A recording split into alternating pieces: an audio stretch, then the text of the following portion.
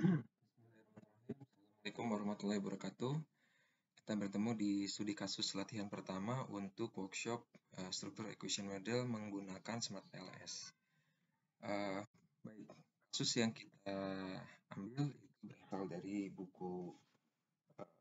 Siswoyo Haryono MM MPD. Di sini ada kasus dummy ya, seperti ini. Itu misalkan dari serangkaian identifikasi, kemudian analisis latar belakang masalah dan sebagainya, maka ditemukan rumusan itu mengenai pengaruh kepuasan kerja terhadap kinerja pegawai. Ini adalah sesuatu yang akan kita teliti. Nah, di sini pengaruh kepuasan kerja terhadap kinerja pegawai, huruf yang ada beberapa yang saya coba berikan warna berbeda dan ini memiliki makna. Nah, ketika kita ingin mencari pengaruh kepuasan kerja terhadap kinerja pegawai, maka kita membutuhkan satu ukuran dan satu penilaian. Oke, karena kita akan mengevaluasi pengaruh, maka kita mengukur melalui kepuasan kerja dan kinerja pegawai.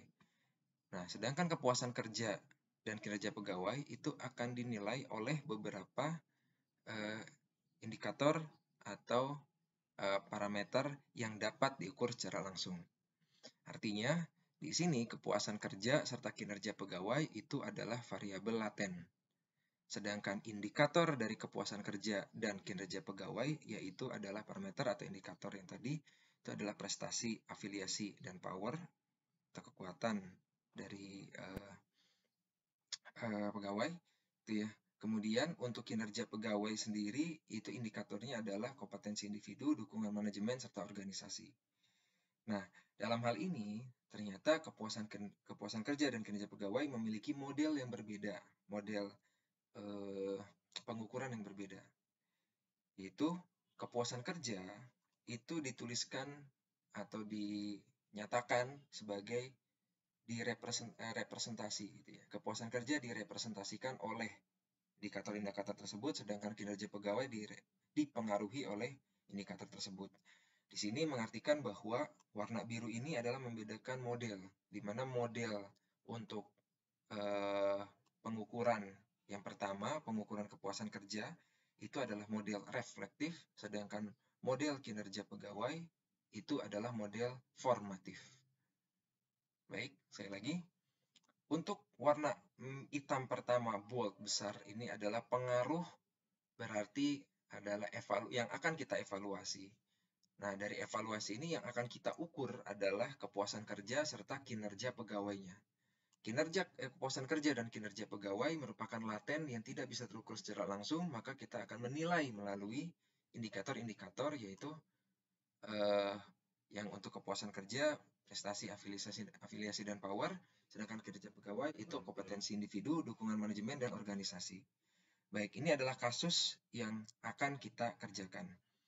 Dan identifikasi berikutnya adalah metode dan solusi. Kasus tersebut dapat diatasi oleh struktur equation model atau model persamaan terstruktur. Dan perhitungan SEM dapat dilakukan oleh Smart PLS. Jadi ada dua hal yang kita identifikasi di awal dari masalah yang sebelumnya kita sudah tentukan.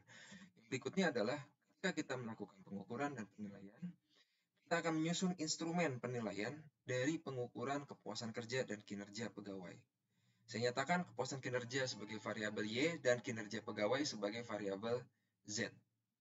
Ya, kemudian instrumen penilaian tersebut terdiri atas indikator pertanyaan, ada nanti pertanyaan prestasi, afiliasi, dan power, serta kompetensi individu, dukungan manajemen, dan organisasi. Nah, kemudian data pertanyaan dalam skala, yaitu sangat setuju sampai dengan tidak setuju. Kemudian data dikonversi menjadi data nominal, di mana data ini tidak memiliki makna yang dapat dioperasikan, tetapi hanya sebagai satu simbol dari menyatakan setuju, tidak setuju, sangat tidak setuju, dan sebagainya. Oke, nah data-data tersebut mungkin akan ditampilkan dalam raw data seperti ini, yaitu ada data mentah seperti KK1 itu adalah indikator dari kepuasan kinerja gitu ya. Kemudian ada kinerja pegawai dan seterusnya. Ini adalah indikator-indikator dan memiliki nilai. Misalkan 3 itu menyatakan ragu-ragu. Kalau skalanya adalah sampai 5, maka dia bisa menyatakan sangat setuju, ragu-ragu, tidak setuju, dan sangat tidak setuju. Namun apabila ragu-ragu ingin dihilangkan, maka teman-teman semua itu bisa menggunakan skala Likert-nya cukup 1, 2, 3, 4. Oke, berikutnya kita mengolah data bisa menggunakan Smart PLS. Kita bisa menggunakan yang student version gitu ya.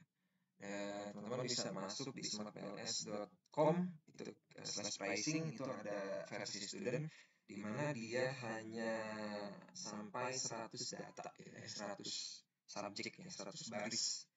Jadi barisnya itu menyatakan responden, sedangkan kolomnya itu menyatakan, kolomnya ini adalah menyatakan si indikator-indikator yang akan kita olahnya gitu ya.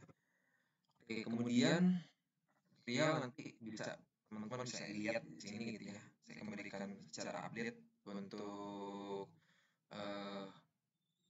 penggunaan Smart PLS terhadap kasus-kasusnya.